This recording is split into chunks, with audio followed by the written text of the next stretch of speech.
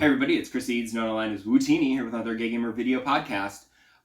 This week I did not actually go to the movies. There was nothing out that I wanted to see. The only big release this weekend was Creed 3, and I don't care about that one, and I guess nobody wanted to release anything big against it, so there was nothing. And I'm sure I could have seen something that I haven't seen yet that, came out a couple weeks ago, but I was like, you know what, never mind, it's fine. I don't care. I've gotten my money's worth out of my AMC A-List in the past few weeks. It's fine. I mean, for God's sakes, like the Ant-Man Quantumania, that 3D IMAX ticket, I think it costs $26.99. That was like $27 for one movie. That's insane.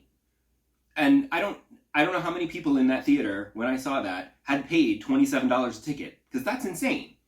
I'm sure there were other A-list people, but whatever.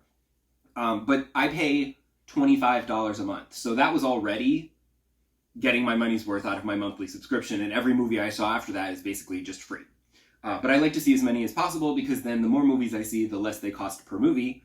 But I could take a week off. It's fine. It's also funny because I've gotten a couple of emails from MoviePass. They're like, hey, be the first to sign up for the waiting list to rejoin MoviePass. We're relaunching. And I'm just like, no, thank you. I'm perfectly happy.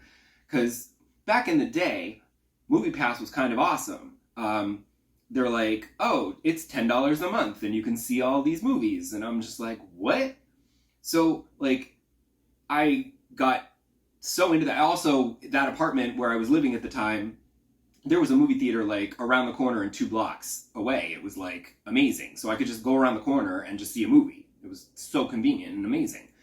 And movie tickets were already costing $10 to $12 a ticket. So as long as you saw one movie, you're getting your money's worth with $10 a month. But I was like, how are they going to make any money off of this? It makes no sense. Because movie tickets cost that. That's way too cheap.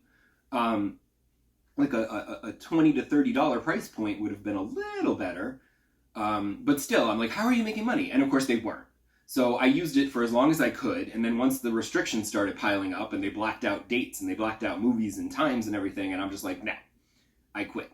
And then I went looking and I saw Regal has a plan and AMC had a plan, but AMC has tons of theaters. They have a bunch of theaters all throughout Manhattan and Brooklyn. So I was like, I'm gonna go with AMC. And it was $23 or $24 at the time. They've raised it a little. It's more expensive because I live in New York City and the ticket prices are higher, so they raised it. It's a little more expensive. But for $25 a month, I can see movies every week, and it's great. And also with AMC A-List, you've got reserved seating, advanced tickets, 3D, IMAX, Dolby Digital, everything, and it's great.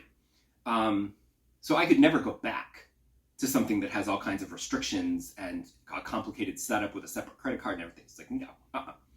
So, yeah, I just got spoiled with the movie subscriptions. So I found AMC A-List and I was like, let me pick that one. And it's been working great for me.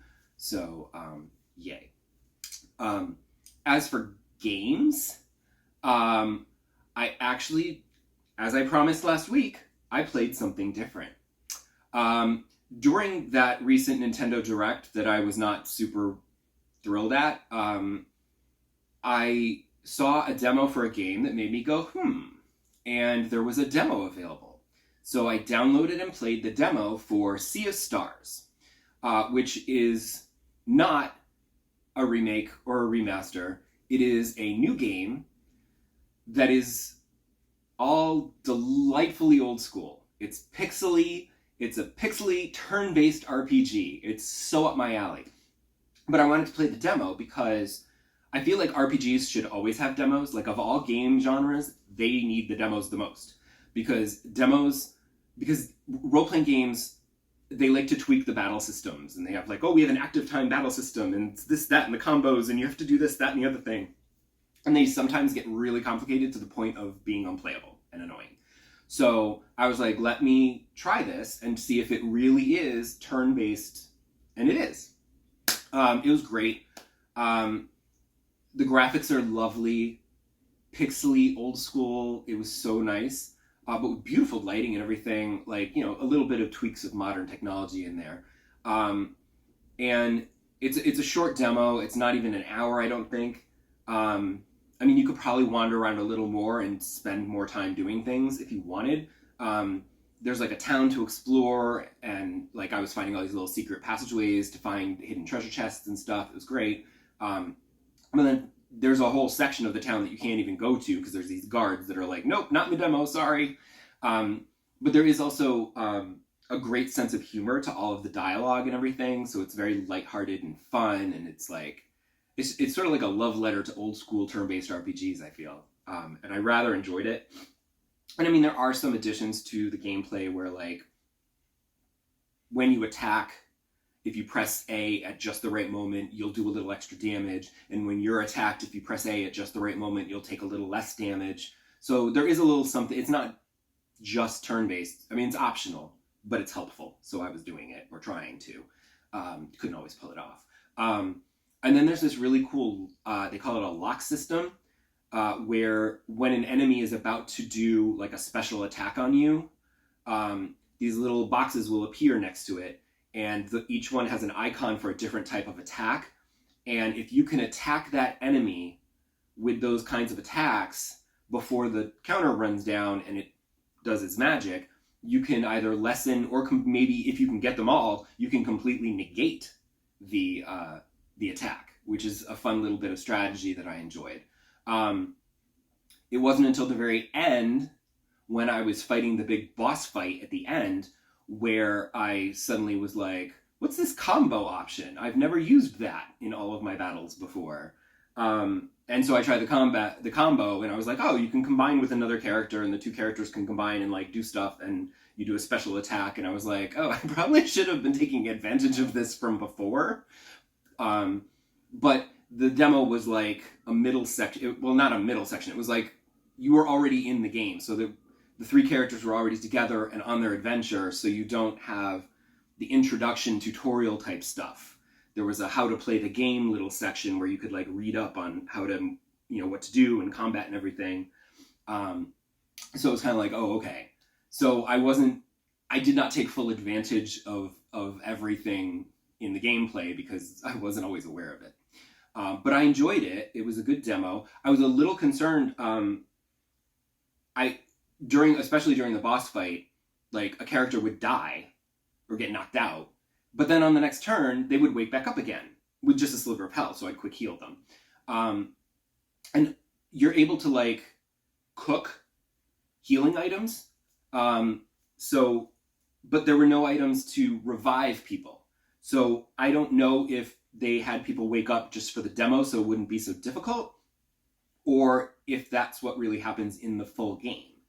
Because I didn't see any reviving items, so I don't know if maybe you don't need to revive people because they'll just wake up on their next turn. I don't know. We'll find out when the real full game releases in August. Because that is a little concerning to me, because I read up on the game and there apparently, like, there are no random battles and there is no grinding. That's what they promise. So I'm like, okay, so it's more like an adventure game that looks like an RPG kind of thing. Like, because I'm like, that boss battle was kind of difficult, and if my characters weren't waking up on their next turn, I would have had to redo that fight like multiple times in order to beat it. But again, also I think I might have done better if I'd known about the combo system before and everything. But so I liked the demo, and if you have a Switch, check it out. It's also coming to, I think, Steam and PlayStation 4 and 5. So, but those demos aren't ready yet. But they said there are going to have demos for those. So keep an eye out for that. If you like old school turn-based RPGs. I'm kind of on board with it, but I also kind of want to wait until it comes out and I see a review that actually explains whether that's how because if it plays like this in the real game, then great, I'm on board. If it doesn't, then it's going to make it a little more difficult, and I'm not sure that I'll be into that.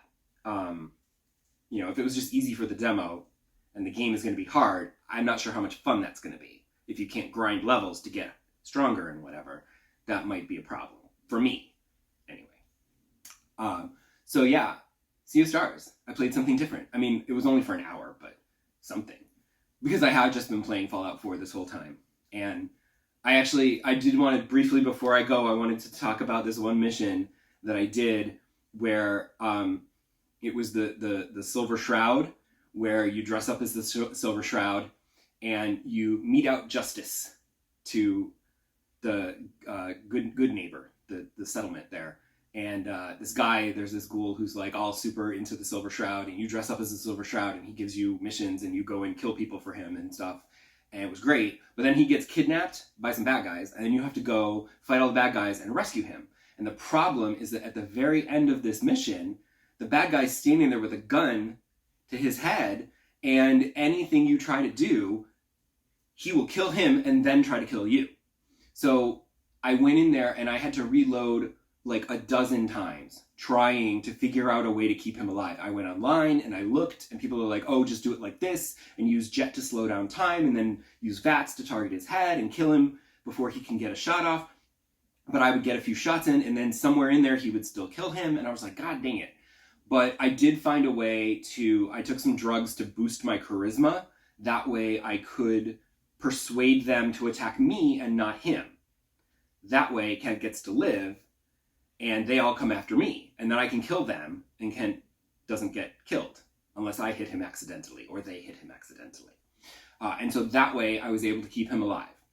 Because I read that he will upgrade the Silver Shroud armor for you, and it's like one of the best armors in the whole game once it's upgraded.